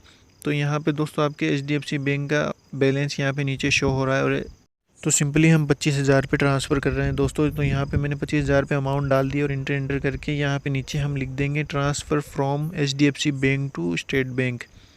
तो दोस्तों यहाँ पे आप कुछ भी अपने हिसाब से लिख सकते हैं। अब यहाँ पे आप देख सकते हैं दोस्तों मेरे जो भी HDFC में बैलेंस थे वो बैलेंस यहाँ पे कम हो के नॉर्मली यहाँ पे ऑटोमेटिकली शो कर रहा है। तो दोस्तों इस तरीके से हमने जाना कि आप एक बैंक से दूसरे बैंक में कैसे ट्रांसफ़र कर सकते हैं अमाउंट। यहाँ पे सिंपली आपको बैंक चले जाना है। बैंक जाने के बाद में दोस्तों डिस्प्ले अकाउंट और लेज़र पे आपको क्लिक करना है। जैसे आप क्लिक करें यहाँ पर आपको स्टेट बैंक सेलेक्ट कर लेना है। स्टेट बैंक का लेज़र खोलने के बाद में दोस्तों यहाँ पे आप देख सकते हैं कि आपके 25,000 रुपये आपने ट्रांसफ़र किए, वो ट्रांसफ़र एंट्री यहाँ पे कॉन्ट्रा एंट्री यहाँ पे शो हो रही है।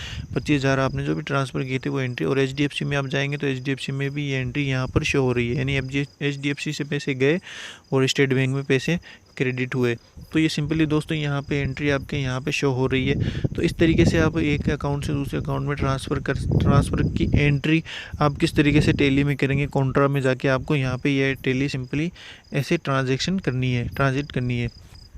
दोस्तों आपकी सुविधा के लिए मैं फिर से वाउचर टाइप कॉन्ट्रा में आ चुका हूँ। यहाँ पर एक बार और एक एंट्री कर लेते हैं ताकि आपको सही से समझ में आ जाए। अब आपको स्टेट बैंक से HDFC बैंक में ट्रांसफ़र करना है। तो सबसे पहले आपको HDFC बैंक अकाउंट में सेलेक्ट कर लेना है, और नीचे दोस्तों पर्टिकुलर में आपको स्टेट बैंक सेलेक्ट कर लेना है, यानी कि आप स्टेट बैंक से HDFC बैंक में ट्रांसफ़र कर रहे हैं 5,000 रुपये। तो दोस्तों यहाँ पर आपको अमाउंट लिख देना है। अमाउंट लिखने के बाद में फिर से यहाँ पर नीचे लिख देना है transfer from SBI to HDFC bank, यानी जिस बैंक से आपको ट्रांजैक्शन करना है उसको नीचे लिखना है, और जिस बैंक में आपको पैसे ट्रांसफ़र करने हैं उसको आपको ऊपर लिखना है। HDFC बैंक जो मैंने लिखी है ऊपर अकाउंट में उस वैसे करना है दोस्तों। फिर उसके बाद में आप फिर से आप जाके देखेंगे तो यहाँ पे 5,000 रुपये की एंट्री का ट्रांजैक्शन आपको यहाँ पे शो हो रहा है कि यहाँ पे आपने 5,000 रुपये ट्रांसफ़र किए थे, इससे कॉन्ट्रा एंट्री में आपने एंट्री की है। और यहाँ पे आप HDFC में जाएंगे और स्टेट बैंक में जाएंगे तो दोनों में यहाँ पे सिंपली यहाँ पे आपको ये ट्रांजैक्शन शो हो रहा है। दोनों ट्रांजैक्शन शो हो रहे हैं आपके, और नीचे पूरा बैलेंस भी, क्लोजिंग बैलेंस भी शो कर रहा है कि इतने पैसे ट्रांसफ़र किए थे तो अब इतने यहाँ पे डिपॉजिट कर दिए, यहाँ पे सेंड कर दिए तो इतने पैसे बचे। अब सिंपली आपको यहाँ पे से बैक आ जाना है। बैक आने के बाद में फिर से आपको वाउचर टाइप में जाना है, और यहाँ पे आपको पेमेंट मोड पे क्लिक कर देना है। F5 दबाएंगे तो उससे आपको पेमेंट वाउचर शो हो जाएगा। और ऊपर सिंपली अगर आप कैश में पेमेंट करना चाहते हैं तो अकाउंट में कैश लिख देंगे, अगर बैंक से करना चाहते हैं तो बैंक अकाउंट का नेम लिख देंगे। जो भी आप नेम लिखना चाहते हैं, पार्टी को करना चाहते हैं तो नीचे पार्टी का नेम आ जाएगा। अब यहाँ पे दोस्तों आपको क्या करना है, सिंपली डिस्प्ले में जाना है। डिस्प्ले में जाने के बाद में आपको अकाउंट्स बुक में जाना है, और फिर उसके बाद में आपको लेज़र में जाना है। यहाँ पे किसी भी पार्टी का लेज़र आपको ओपन करके देख लेना है। तो यहाँ पे मोबाइल पॉइंट नाम से मैंने एक पार्टी बनाई थी, उसका लेज़र देख लेता हूँ। तो इसको हमने सेल किया है, तो इससे कोई मतलब नहीं है, इसको पेमेंट करने से कोई ये नहीं है।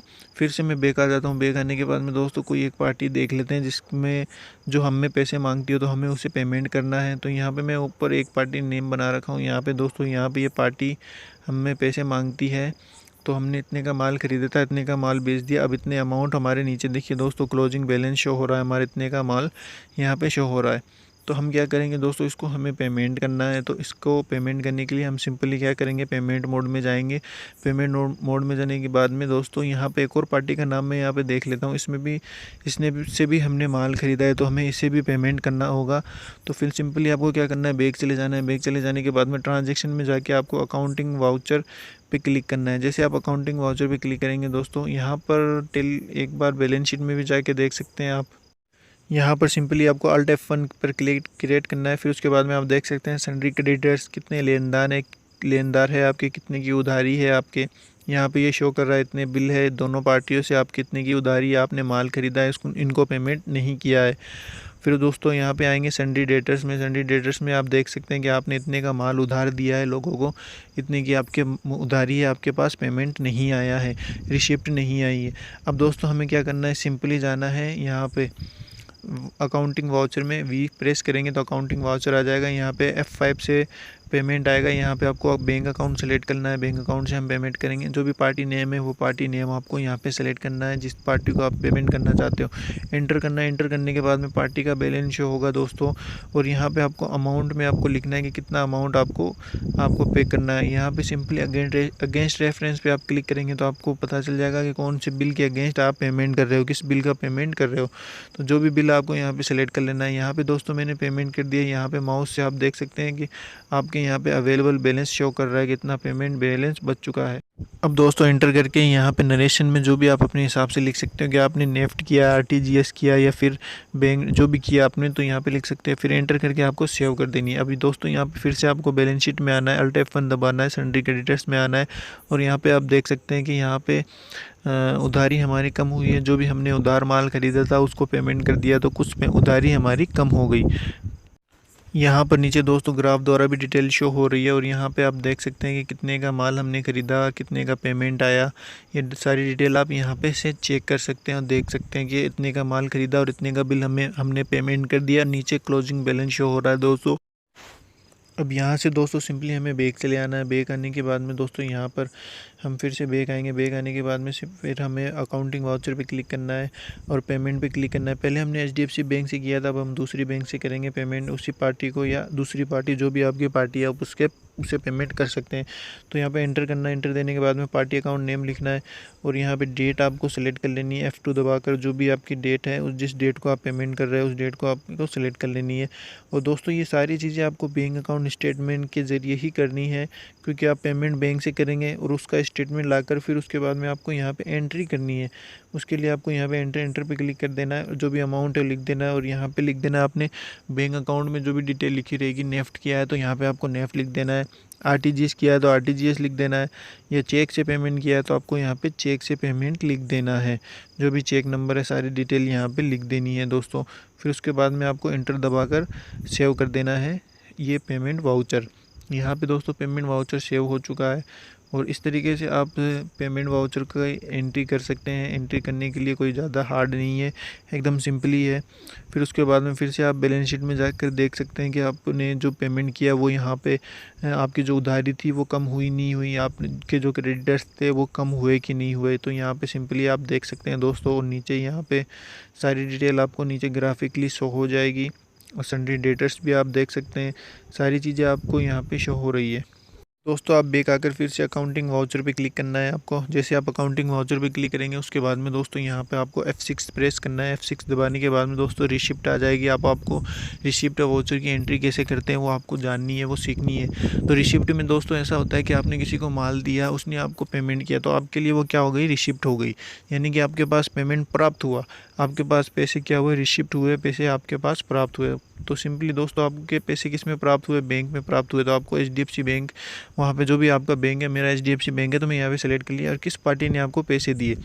तो मोबाइल फ़ोन नाम के नाम से हमारी पार्टी थी, तो उस पर क्लिक कर देंगे। कितने पैसे आए ये सारी डिटेल आपको अकाउंट स्टेटमेंट में मिलेंगी, बैंक अकाउंट स्टेटमेंट में। तो यहाँ पे आपको अमाउंट डालना है। अमाउंट डालने के बाद में एंटर दबाकर यहाँ पे सेव कर देना है। अब दोस्तों पेमेंट कैसे आया, RTGS से आया, नेफ्ट से आया, किस तरीके से आया, वो सारी चीज़ें आपको यहाँ पे लिख देनी है। लिखने के बाद में एंटर दबाकर यहाँ पे कुछ एडिशनल डिटेल होती है, चेक नंबर वगैरह अगर आप डालना चाहें तो डाल सकते हैं। और एंटर करके आपको ये सिंपली वाउचर क्या कर देना है, सेव कर देना है। जैसे आप सेव करेंगे दोस्तों तो ये वाउचर आपका सेव हो चुका है। अब इस वाउचर को देखने के लिए आप DAL और उस पार्टी का नेम लिखेंगे तो यहाँ पे वो वाउचर शो हो जाएगा कि आपने उसको इतने में माल दिया, ये सेल किया। यहाँ पे उसकी रिसिप्ट आ चुकी है। यहाँ पे हमारी एंट्री शो कर रही है दोस्तों यहाँ पे। तो आप नीचे देख सकते हैं क्लोजिंग बैलेंस कुछ भी नहीं है, 0 यानी कि ये पार्टी में हम कितने पे 1 रुपये भी नहीं मांगते। इसका हिसाब क्लियर हो चुका है, इसका अकाउंट क्लियर हो चुका है। तो इस तरीके से दोस्तों आपने इसमें जाना है कि किस तरीके से आप एंट्री करेंगे। फिर दोस्तों आपको बैलेंस शीट में आके सन्डी डेटर्स पे क्लिक करेंगे तो यहाँ पे सन्डी डेटर्स की अमाउंट गायब हो चुकी है, यानी कि सन्डी डेटर्स जो हमारी उधारी थी वो पूरी की पूरी क्लियर हो चुकी है। तो यहाँ पे अमाउंट शो नहीं कर रहा है। फिर से आपको अकाउंटिंग वाउचर में जाना है। अकाउंटिंग वाउचर में जाने के बाद में दोस्तों यहाँ पर आप फिर से एक एंट्री और आपको कर लेनी है। वो एंट्री क्या करनी है दोस्तों, आपको यहाँ पर अकाउंट में डालना है सिंपली नेम। यहाँ पर दोस्तों आपको कैश सेलेक्ट कर लेना है। दोस्तों इससे पहले आपको बैंक में पैसे प्राप्त होते, लेकिन अभी आपको कैश में पैसे प्राप्त हुए तो आपको कैश सेलेक्ट कर लेना है। फिर उसके बाद में एंटर देकर आपको पार्टी अकाउंट नेम सेलेक्ट कर लेना है। जिस पार्टी से कि आपके पैसे प्राप्त हुए, जिस पार्टी से भी आपको पैसे प्राप्त हुए, उसको पार्टी का अकाउंट नेम आपको यहाँ पे सेलेक्ट कर लेना है। सेलेक्ट करने के बाद में दोस्तों यहाँ पे क्या करना है, आपको एंटर देकर यहाँ पे आपको अगली एंट्री कर लेनी है। अब यहाँ पे दोस्तों जनरल वाउचर की बात करेंगे हम। तो जनरल वाउचर में आप किस तरीके से एंट्री करेंगे, तो यहाँ पर जनरल वाउचर में एंट्री करने से पहले मैं आपको बता दूँ दोस्तों कि यहाँ पर सिंपली कई तरीके से एंट्रियाँ होती है। जैसे कि जनरल वाउचर में आप परचेज़ की एंट्री भी कर सकते हैं, और किसी ने डिस्काउंट या स्कीम दिया, आपको डिस्काउंट दिया, तो आप उस डिस्काउंट की भी एंट्री भी यहाँ पर कर सकते हैं। और भी कई एंट्रियाँ होती हैं, जैसे कि आपने परचेज़ का बिल है जो बिना इन्वेंट्री चढ़ाना है, तो आप यहाँ पे परचेज इसमें करेंगे। और कुछ एडजस्टमेंट हो, कुछ ट्रांसफ़र हो, बैलेंस ट्रांसफ़र करना हो एक पार्टी का दूसरे पार्टी में, तो वो सारी चीज़ें आप कहाँ पर करेंगे, जनरल वाउचर में ही करेंगे, एंट्रियाँ करेंगे। तो जनरल वाउचर में एंट्री करने के लिए दोस्तों यहाँ पर आपको क्या करना है, सिंपली F7 दबाना है। F7 दबाते ही आपकी जनरल वाउचर आ जाएगा। अब यहाँ पर दोस्तों आपको क्या करना है, सिंपली यहाँ पर हम एंट्री कर रहे हैं डिस्काउंट एंड स्कीम की। किसी पार्टी को हमें डिस्काउंट देना है तो उसकी एंट्री हम किस तरीके से करेंगे। तो यहाँ पे दोस्तों आपको पार्टी अकाउंट नेम सेलेक्ट कर लेना है, और यहाँ पे पार्टी अकाउंट में कितने डिस्काउंट दे रहे हैं आपको वो सेलेक्ट कर लेनी है। फिर उसके बाद में क्या करना है दोस्तों, यहाँ पे सिंपली एंटर करना है। एंटर करने के बाद में यहाँ पर आपको 2 में दोस्तों आपको यहाँ पे डिस्काउंट एंड स्कीम लिखना है, लेकिन डिस्काउंट एंड स्कीम का हमारे पास लेज़र नहीं बना हुआ है, तो हम Alt+C करेंगे। Alt+C करने के बाद में दोस्तों यहाँ पे आपको लिखना है discount and scheme. New laser create करने की शॉर्टकट की होती है दोस्तों Alt+C। फिर उसके बाद में दोस्तों यहाँ पे नीचे आना है, आपको अंडर ग्रुप में आपको सेलेक्ट कर लेना है इनडायरेक्ट इनकम, सॉरी दोस्तों डायरेक्ट इनकम। यहाँ पे आपको डायरेक्ट इनकम सेलेक्ट करना है। यहाँ पे GST एप्लीकेबल नॉट एप्लीकेबल, यहाँ पे सर्विस पे क्लिक कर देना और एंटर करके सेव कर देना है।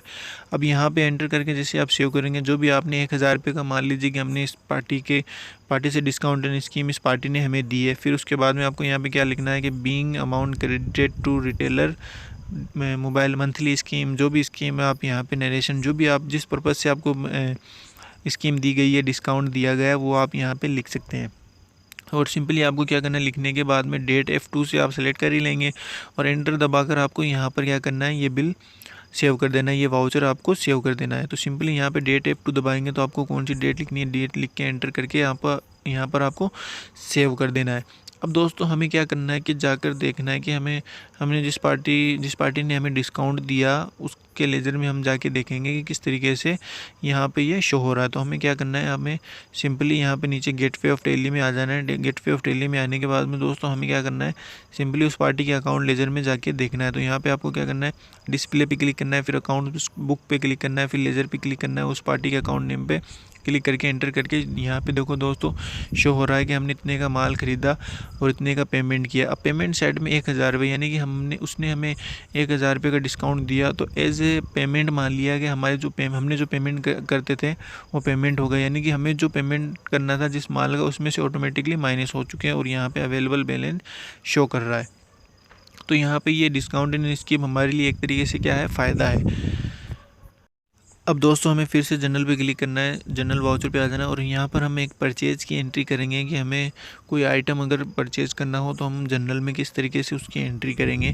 तो यहाँ पे सिंपली आपको अल्ट सी कर देना। अल्ट सी करने के बाद में दोस्तों यहाँ पे एक न्यू लेजर क्रिएट करना है जो आप आइटम ख़रीदना चाहते हैं। जैसे मैं कंप्यूटर ख़रीदा हूँ तो मुझे कंप्यूटर का आइटम का बिल आया हुआ है, तो मुझे उस पर मतलब क्या करना है कि उसकी एंट्री करनी है। तो अंडर ग्रुप आप करंट एसेट डाल देंगे और एंटर करके सिंपली सेव कर देंगे। जैसे आप सेव करने के बाद में दोस्तों यहाँ पर आपको अमाउंट डालनी है, कंप्यूटर की जो भी अमाउंट है आपको यहाँ पे सिंपली डाल देनी है। और यहाँ पर आपको टू सेलेक्ट करना है, टू बाई सेलेक्ट करना है। बाई सेलेक्ट करने के बाद में दोस्तों यहाँ पर आपको क्या करना है कि बाई सेलेक्ट करने के बाद में CGST डाल देनी है। फिर उसके बाद में दोस्तों SGST जो भी इसकी अमाउंट है, SGST अमाउंट वो यहाँ पर आपको डाल देनी है। और फिर उसके बाद में आपको एंटर करना है। एंटर करने के बाद में दोस्तों यहाँ पे टू में आप जो भी जिस भी फर्म से आप ख़रीदा है, आपने जिसने भी पार्टी से ख़रीदा, आप उस पार्टी का नेम डाल देंगे। नेम डालने के बाद में एंटर कर देंगे। एंटर करने के बाद में दोस्तों ये बिल सेव कर देंगे। यहाँ पर नीचे इनवॉइस नंबर नरेशन में अगर आप डालना चाहें तो डाल सकते हैं और डेट आपको F2 से चेक कर लेनी है। तो इस तरीके से आपको एंटर कर देना है। इस तरीके से आप किसी माल के परचेज़ की एंट्री भी आप जनरल में किस तरीके से करेंगे वो आप यहाँ पे सिंपली देख सकते हैं कि हमने किस तरीके से एंट्री की। तो दोस्तों इस तरीके से आप जनरल में एंट्री कर सकते हैं। अब दोस्तों क्या करना है, आपको सारी की सारी एंट्रियाँ दोस्तों अगर आप पार्टी वाइज देखना चाहें तो डिस्प्ले अकाउंट लेजर पे क्लिक करके आप देख सकते हैं। और उसके अलावा अगर आप पार्टी के अकॉर्डिंग, नाम के अकॉर्डिंग देखना चाहें तो आप प्रॉफिट एंड लॉस अकाउंट में जाकर भी देख सकते हैं, बैलेंस शीट में जाकर भी सन्डी क्रेडिटर्स में देख सकते हैं दोस्तों। अब हम जानेंगे कि अगर आपको GSTR 1, GSTR 2 और 3B की डिटेल निकालनी हो तो आप किस तरीके से निकालेंगे। तो दोस्तों अब अगला स्टेप हमारा यही है कि आप GSTR 1, GSTR 2 या फिर GSTR 3B की डिटेल निकालना चाहें तो आप कैसे निकालेंगे रिटर्न लगाने के लिए। तो आपको क्या करना है, सिंपली डिस्प्ले में क्लिक करना है, फिर उसके बाद में स्टोटरी इस पर क्लिक करना है, फिर उसके बाद में GST पे क्लिक करना है। यहाँ पे जैसे आप क्लिक करेंगे दोस्तों तो यहाँ पे आपकी सिंपली 3 डिटेल शो हो रही है, GSTR 1, GSTR 2 और 3B। ई-वे बिल की भी है दोस्तों। तो GSTR 1 पे जैसे आप क्लिक करेंगे तो यहाँ पे सारी डिटेल आपको GSTR 1 की शो हो जाएगी। यहीं से आप एक्सपोर्ट करके रिटर्न लगा सकते हैं, GSTR 1 का, GSTR 2 का और 3B का, जिसका भी अगर आप रिटर्न लगाना चाहें सिंपली आप यहीं पे क्लिक करेंगे, GSTR 1 पे क्लिक करेंगे तो आपके सामने में ये सारी डिटेलें दोस्तों यहाँ पे आपको शो होगी। यहाँ पे दोस्तों सिंपली कुछ डिटेल आपको 0 शो हो रही है क्योंकि हमने अभी कुछ इतना काम नहीं किया है इस फर्म में, इस कंपनी में। तो यहाँ पे आपकी डिटेल ज़रूर 0 शो होगी डायरेक्टली, इसमें कोई इशू नहीं है। लेकिन आप जैसे किसी कंपनी का निकालना चाहेंगे तो यहाँ पे सारी डिटेलें आपको शो हो जाएगी, क्वांटिटी में, हर चीज़ में यहाँ पे अमाउंट शो होगी। तो उस तरीके से आप ऊपर एक्सपोर्ट का बटन है, ई लिखा हुआ, ई फॉर एक्सपोर्ट, आप एक्सपोर्ट कर सकते हैं। आप एक्सपोर्ट करके इसको एक्सेल फाइल में ले सकते हैं। फिर उसके बाद में दोस्तों यहाँ पे GSTR 2 है तो उस पर क्लिक करके आप GSTR 2 की सारी डिटेल चेक कर सकते हैं। सारी डिटेल यहाँ पे लिखी हुई होती है दोस्तों और यहाँ से आप एक्सपोर्ट करके आप रिटर्न लगा सकते हैं। यहाँ पर दोस्तों सारी डिटेल आपको 0 नज़र आ रही होगी क्योंकि हमने कोई ख़ास ट्रांजैक्शन वगैरह डिटेल वगैरह यहाँ पे नहीं की है इस कंपनी में, तो इसलिए सारी डिटेल आपको यहाँ पे 0 शो हो रही है। अब दोस्तों यहाँ पे सिंपली आप नीचे GSTR 3B पे क्लिक करेंगे तो यहाँ पे डायरेक्टली सारी 3B की डिटेल आप यहाँ पे शो हो रही है। आप यहाँ से एक्सपोर्ट करके यहाँ पे 3B की भी रिटर्न लगा सकते हैं यहाँ पे। तो दोस्तों यहाँ से आपको सारी डिटेल 3B की मिल जाएगी। तो दोस्तों सिंपली इस तरीके से आप GSTR 1, GSTR 2 और 3B की डिटेल यहाँ से आप निकाल सकते हैं। और यहाँ पे ई-वे बिल पे आप क्लिक करके भी ई-वे बिल की भी सारे ऑप्शन यहाँ से आप चेक कर सकते हैं, कितने ई-वे बिल आपने बनाए, कितने अदर पार्टी ने आप पे बनाए। वो अगर सारी डिटेल अगर आप डालेंगे तो यहाँ पे शो होगी, अन्यथा नहीं शो होगी दोस्तों। यहाँ पे दोस्तों हमने कोई ई-वे बिल नहीं बनाया है तो ई-वे बिल की कोई डिटेल यहाँ पे शो नहीं हो रही।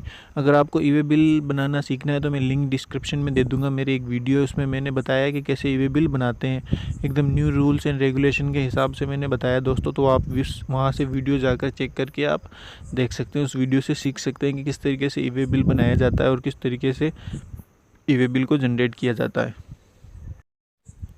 दोस्तों पहले टैली में बिल बनता है, बिल बनने के बाद में दोस्तों फिर उस बिल के अकॉर्डिंग से ही ई-वे बिल क्रिएट किया जाता है।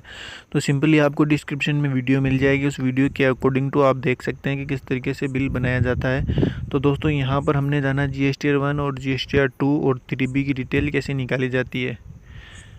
दोस्तों चलिए अब हम चलते हैं, देखते हैं कि बिल को कैसे एक्सपोर्ट किया जाता है पीडीएफ फाइल में या फिर एक्सेल फाइल में, जेपीजी फाइल में, फ़ोटो में कैसे एक्सपोर्ट किया जाता है, ताकि आप उसे उस चीज़ को ईमेल के ज़रिए या फिर व्हाट्सएप के ज़रिए आप एक दूसरे को सेंड कर सकें या पार्टी को भेज सकें। तो कैसे पीडीएफ में ट्रांसफ़र करते हैं, तो उसके लिए आपको क्या करना है, डिस्प्ले अकाउंट और सेल्स रजिस्टर में चले जाना है। यहाँ से आपको अपना कोई बिल ओपन कर लेना है। सिंपली दोस्तों यहाँ पर आप अल्ट के साथ ई प्रेस करेंगे या फिर ऊपर एक्सपोर्ट का ऑप्शन है, माउस से देख रहे हैं, यहाँ पे आपको नो कर देना है। नो करने के बाद में दोस्तों यहाँ पे एंटर देना है। एंटर देने के बाद में यहाँ पे सारे फॉर्मेट आपको शो हो रहे हैं, पीडीएफ फॉर्मेट है या फिर जेपीईजी फॉर्मेट है या फिर एक्सएमएल फॉर्मेट है, एक्सेल फॉर्मेट है, सारे फॉर्मेट यहाँ पे आपको शो हो रहे हैं। तो दोस्तों हमें फ़िलहाल क्या करना है कि हमें यहाँ पे सारे फॉर्मेट को चेक कर लेने हैं। चेक कर लेने के बाद में दोस्तों यहाँ पे आपको देखना है कि सारे फॉर्मेट यहाँ पे आपको शो हो रहा है। फिर उसके बाद में दोस्तों आपको पीडीएफ में, हमें फ़िलहाल पीडीएफ में एक्सपोर्ट करना है, तो एंटर करके फिर उसके बाद में दोस्तों आप A4 या फिर लेटर यहाँ से सेलेक्ट कर सकते हैं, पेज साइज़, और एंटर कर देना। एंटर करने के बाद में जैसे आप एंटर करेंगे तो ये फाइल ओपन होगी। ओपन होने के बाद में दोस्तों यहाँ पे आपका बिल ओपन हो चुका है पीडीएफ में। देखिए दोस्तों आपके सामने में शो हो रहा है, यहाँ पे पीडीएफ फाइल में हमने एक्सपोर्ट किया तो पीडीएफ फाइल में ये बिल ओपन हो चुका है। यहाँ पे आपका सारा बिल दिख रहा है। और दोस्तों ये बिल 2 पेज में ओपन हुआ है क्योंकि हमने A4 सेलेक्ट किया था, और यहाँ पे A4 सेलेक्ट करने से यहाँ पे ये बिल 2 पेज में ओपन हुआ है। फिर उसके बाद में दोस्तों फिर से आपको एक्सपोर्ट पे क्लिक करना है और यहाँ पर आप जेपीजी पे क्लिक करेंगे, A4 एंटर कर देंगे। फिर उसके बाद में यहाँ पे दोस्तों देख सकते हैं आप जेपीजी में ये मतलब फ़ोटो में बिल एक्सपोर्ट हो चुका है। एंटर करेंगे दोस्तों तो यहाँ पे ये फिर से बिल 2 फॉर्मेट में ये हुआ, 2 मतलब एक ही बिल 2 पेज में हुआ है, ओपन एक्सपोर्ट हुआ है। तो फिर सिंपली आपको फिर से वापस वहाँ जाना है जहाँ पे आपने A4 किया था, वहाँ पे आपको लेटर कर देना है। जैसे आप लेटर सेलेक्ट करेंगे पेज साइज़ पे, तो यहाँ पे सिंगल पेज में ही पूरा का पूरा बिल आपको यहाँ पे शो हो रहा है। तो दोस्तों ऐसा किसी किसी केस में हो जाता है, फ़िलहाल इसके लिए कोई इशू नहीं है। A4 और लेटर दोनों सेम ही साइज़ होती है, थोड़ा बहुत इनमें फ़र्क होता है पेज की जो साइज़ होती है उसमें। तो दोस्तों मैं रिकमेंड करूँगा कि आप लेटर करें तो ज़्यादा बेहतर रहेगा। फिर उसके बाद में दोस्तों आपको क्या करना है, यहाँ पे सिंपली फिर से एक्सपोर्ट पे क्लिक करना है और यहाँ पे एक्सेल सेलेक्ट कर लेना है और एंटर दे देना है। तो आप सिंपली एक्सपोर्ट कर सकते हैं एक्सेल में। तो यहाँ पे एक्सेल ओपन हो रही है, यहाँ पे ओपन होने में थोड़ा सा टाइम ले सकता है, थोड़ा सा टाइम ले रही है। फिर उसके बाद में दोस्तों यहाँ पे एक्सेल ये हमारे ओपन हो रही है। तो देख सकते हैं दोस्तों आपका बिल फिर से एक्सेल में एक्सपोर्ट हो चुका है। अब दोस्तों कई केस में क्या होता है कि दोस्तों एक्सेल में कन्वर्ट करने के बाद में दोस्तों एक्सेल से भी दोस्तों लोग बिल बनाते हैं। तो यहाँ पे भी आप एडिट कर सकते हैं, कई डिटेलें इसमें एडिट होती हैं, लेकिन प्रिंट के दौरान यहाँ पे प्रिंट आउट जाता है। तो यहाँ से आपको सारी चीज़ें अलग अलग तरीके से सेट करनी होगी कॉलम वाइज। अब दोस्तों फिर से आपको यहाँ पे बैक आ जाना है। बैक होने के बाद में दोस्तों आपने इस स्टेप में जाना है कि कैसे बिल को एक्सपोर्ट करते हैं। तो सिंपली किस तरीके से बिल को एक्सपोर्ट किया जाता है वो सारी चीज़ें आपने इस वीडियो में जानी। अब दोस्तों सिंपली हम और अगले स्टेप में ये जानेंगे कि अगर आपका कोई बिल है, वो बिल आपको नाम से निकालना है, सर्च करना है। किस तरीके से आप सर्च करेंगे, कैश में कटा हुआ बिल, क्योंकि पार्टी नेम का बिल तो आप डायरेक्टली डिस्प्ले अकाउंट लेजर पे क्लिक करके आप डायरेक्टली जान सकते हैं। लेकिन अगर आपको कैश में आपने बिल काटा है तो उसका नाम जानना मुश्किल होता है, आपको डेट भी पता नहीं, कुछ भी पता नहीं। तो आप क्या करेंगे, तो सिंपली आपको डिस्प्ले अकाउंट ले और फिर उसके बाद में सेल्स रजिस्टर पे क्लिक कर देना है। रजिस्टर पे जैसे आप क्लिक करेंगे तो आपके सामने में इतने सारे बिल आ गए। अब इनमें से कौन सा बिल है, तो सिंपली आपको क्या करना है कि पहले जैसे कि मैं एग्जांपल के तौर पे उस बिल का नाम देख रहा हूँ कि ये रामलाल के नाम से बिल है। तो जैसे कि ये रामलाल के नाम से बिल, अब आपको पता नहीं कि ये बिल कौन सा है, कहाँ है, इतने सारे बिल हैं, इनमें आप कैसे ढूंढें। तो उसके लिए आपको क्या करना पड़ेगा, सिंपली यहाँ से आपको देख सकते हैं आप उसका नाम देख के फिर उसके बाद में यहाँ से बैक आ जाना है। बैक आने के बाद में दोस्तों नीचे यहाँ पे आप नीचे आएंगे। नीचे आने के बाद में दोस्तों यहाँ पे F12 रेंज लिखी हुई उस पर क्लिक करेंगे। फिर यहाँ पे वाउचर पे आपको क्लिक करना है। फिर यहाँ पे आपको बायर नेम पे क्लिक कर देना है। फिर यहाँ पे आपको कंटेनिंग कर देना है और यहाँ पे अगले का नाम, मोबाइल नंबर, जो भी आप सर्च करना चाहते हैं वो कर देंगे, एंटर देंगे। एंटर देने के बाद में दोस्तों यहाँ पे ये बिल आ चुका है। आप देख सकते हैं कि आप कैश हुए हुए बिल को, कैश में कटे हुए बिल को भी आपने सर्च कर लिया। तो यहाँ पे दोस्तों यहाँ पे ये बिल शो हो रहा है, आप एंटर करके नाम देख सकते हैं, वो भी उसका ये जो नाम हमने सर्च किया था वही नाम यहाँ पे, उसी नाम का बिल यहाँ पे आपको मिल चुका है। दोस्तों सिंपली आप IMEI नंबर से किस तरीके से ढूंढ सकते हैं, तो यहाँ पे मैं IMEI नंबर यहाँ पे मैंने लिख लिए लास्ट के 2। अब मैं यहाँ से क्या करूँगा, फिर से F12 पे क्लिक करूँगा, वाउचर पे क्लिक करना है और यहाँ पे बेच नेम सेलेक्ट करना है आपको। यहाँ पे क्या करना है, आपको बेस नेम सेलेक्ट करना है और कंटेनिंग पे क्लिक कर देना है और सिंपली लास्ट के 5 डिजिट या पूरे IMEI नंबर लिख देना है। जैसे आप लिखेंगे यहाँ पे वो बिल आ चुका है। इसके मैंने IMEI नंबर पहले देख लिए थे, नोट कर लिए थे, ताकि आपको पता रह सके कि आप वही IMEI नंबर के बिल हैं। तो यहाँ पे सिंपली आप इस तरीके से आप जान सकते हैं किस तरीके से IMEI नंबर की डिटेल कैसे आप देख सकते हैं और IMEI नंबर को कैसे ढूंढ सकते हैं। इसका एक और तरीका है दोस्तों, डिस्प्ले इन्वेंट्री बुक्स और बेच, DIC। पहले डिस्प्ले में जाएंगे, फिर इन्वेंट्री बुक, फिर उसके बाद में बेच में जाएंगे। उसमें जाने के बाद में आप model number wise IMEI number wise देख सकते हैं। दोस्तों मैंने यहाँ पे एक मोबाइल की फ़र्म का बनाकर आपको बताया। आप सिंपली इसी तरीके से हर फ़र्म के, जैसे मार्बल की हो या किसी और चीज़ की हो, लोहे की हो, किसी की भी फ़र्म हो, तो उसकी भी आप इन्वेंट्री बिल्कुल इसी तरीके से कर सकते हैं। इसी तरीके से ही आप टैली कर सकते हैं, इसी तरीके से ही आप सारे लेज़र क्रिएट करेंगे। मैंने पूरी कोशिश की दोस्तों कि सिंपली तरीके से आपको बताऊँ। तो दोस्तों टैली सीखना या टैली चलाना कोई बड़ी बात नहीं है। सारे लोग आजकल का तो GST आने के बाद में दोस्तों इसकी वैल्यूएशन बहुत ज़्यादा बढ़ चुकी है। पहले भी इसकी वैल्यूएशन थी, लेकिन जाहिर सी बात है GST आने के बाद में थोड़ा काम बढ़ चुका है। तो इसकी अभी टैली किए हुए बंदों की मतलब डिमांड बहुत ज़्यादा है दोस्तों। यहाँ पर कई जगह पे मतलब टैली किए हुए बंदों की डिमांड बहुत ज़्यादा है। CA के अंडर कम से कम 8-10 लोग काम करते हैं, टैली किए हुए बंदे। तो दोस्तों इसी वीडियो में हमने जाना कि किस तरीके से टैली सीखी जाएगी। टैली सीखना दोस्तों कोई बड़ी बात नहीं है। सारी डिटेल परचेज़ का बिल आपके सामने में आएगा ही। आपको क्या करना है, सिंपली उस बिल की कॉपी करके यहाँ पे चढ़ानी है। उस बिल में जो बिल नंबर लिखे हैं वही बिल नंबर आपको वहाँ पे लिखने हैं और उस बिल में जो पार्टी अकाउंट नेम है वो पार्टी अकाउंट नेम लिखना है, जो आइटम है वो आइटम लिखने हैं और उसके अलावा टैक्स वगैरह, कैलकुलेटर, वो सब चीज़ें आपको नॉर्मली एकदम सिंपली कैलकुलेशन होती है जो आपको नॉर्मली करनी होती है। और एज इट इज़ लगभग टैली खुद ही कैलकुलेट करती है, आपको केवल फीडिंग करनी होती है एज ए डेटा एंट्री। और टैली खुद ही कैलकुलेट करके खुद ही अमाउंट, टैक्स अमाउंट, सारी चीज़ें कैलकुलेट कर लेती है। जैसा कि आपने पिछले वीडियो में देखा ही, पिछले स्टेप में देखा ही है आपने। तो सारे स्टेप बाय स्टेप मैंने अच्छे से कोशिश की दोस्तों आपको सिखाने की, और उम्मीद है कि आपको पसंद भी आई होगी वीडियो। दोस्तों अगर वीडियो अच्छी लगी हो तो सब्सक्राइब करना ना भूलें, लाइक करना ना भूलें। दोस्तों ये वीडियो मैंने बनाई, थोड़ा समय लगा वीडियो, लेकिन बड़ी भी हो चुकी है दोस्तों, 1 घंटे की वीडियो हो चुकी है। लेकिन फ़िलहाल मैंने लगभग चीज़ें कवर कर दी है इस वीडियो में, और लगभग वीडियो आपको सिखाने की भी उम्मीद की है मैंने इस वीडियो में। तो कोशिश की है, उम्मीद में गलत बोल गया। और फिर उसके बाद में दोस्तों यहाँ पे सारी वीडियो मैंने सारे स्टेप इस वीडियो में बताए हैं दोस्तों। उम्मीद है कि आपको पसंद आए होंगे ये। अगर दोस्तों अच्छा लगा हो आपको तो सब्सक्राइब ज़रूर कर दें, क्योंकि टैली की पूरी वीडियो लगभग मैंने इसमें आपको सिखाने की कोशिश की है। और कोई ख़ास वीडियो नहीं है ये, लेकिन फिर भी नॉर्मली मैंने लगभग आपको बताने की कोशिश की है। तो दोस्तों वीडियो अगर अच्छी लगी हो तो लाइक करें, सब्सक्राइब करें और हमारे चैनल को सब्सक्राइब करना ना भूलें।